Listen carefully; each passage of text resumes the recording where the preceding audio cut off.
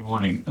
I think the answer to that is complete and utter dismay last night, once I'd become aware of the exact nature of his statement in the House of Lords, and that's now morphed this morning into anger at the tone as well as the content of what he said. The tone, if I can sum it up, it should have been the minor key of a deep lament, but it was the major key of a very shallow jingle. And I think that's what's really jarring with my fellow survivors and me.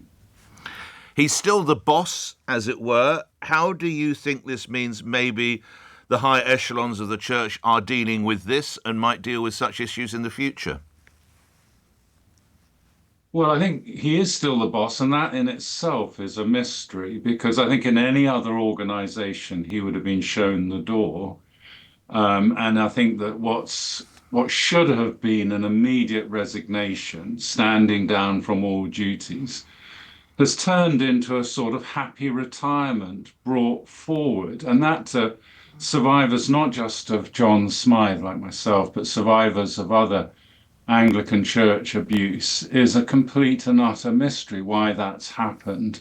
So that, I think, shows that the matter of safeguarding is still not being given the serious attention that it should be in the Church of England. And the further proof of that is the fact that Justin Welby says that his is, quotes, the only head that should roll. That's what he said in the Lords yesterday.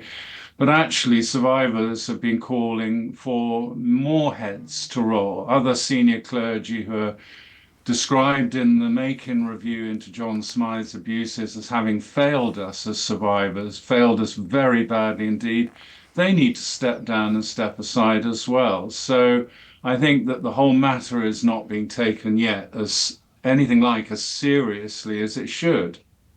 Mr. Stibbe, you mentioned the Archbishop's tone. Was there any sense of regret or sorrow or pure flippancy? I think that I would describe it as a tone of frivolity. There should have been a note of contrition throughout the whole of his statement, but he showed more pity and compassion for his beleaguered diary secretary than he did for us victims and survivors. And that also has caused enormous upset amongst those of us who are abused by John Smyth.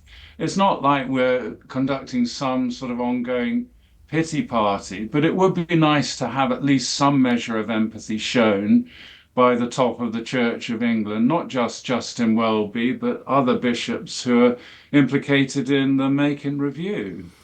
The speech that we're talking about took place just after lunch yesterday, just after 2 o'clock. As yet, no word of apology or acknowledgement that he got it wrong. What do you take from that?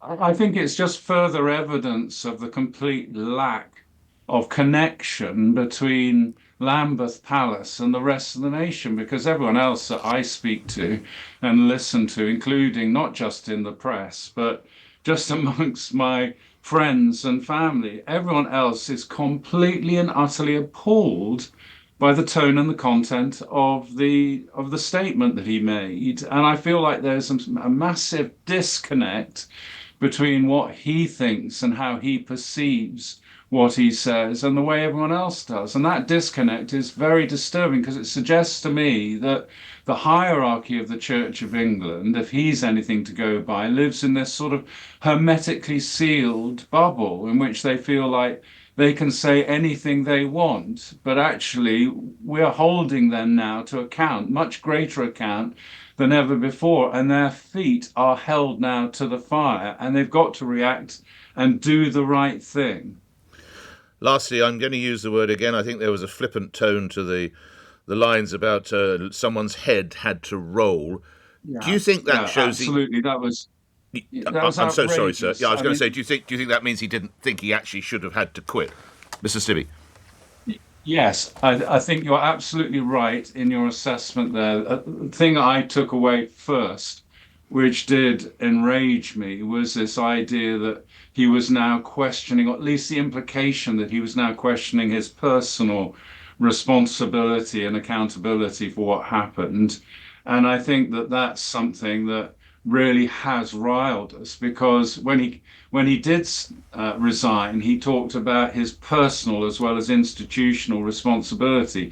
But yesterday, it seemed to me and to many of us that he was saying yes to institutional responsibility, but he was now very much questioning his own personal responsibility. And if he could apologize for that, I think it would go some way towards making amends. He is partly responsible for the cover-up of John Smyth's abuses. That much has been proven by Keith Makin's forensic review. And therefore, yesterday, flippantly, in a small speech that included jokes about decapitation, which is violence, he should have the sensitivity to apologise. Grateful for your time today. Thank you. Mark Stibbe was abused by the barrister Smyth when he was a 16-year-old pupil at Winchester College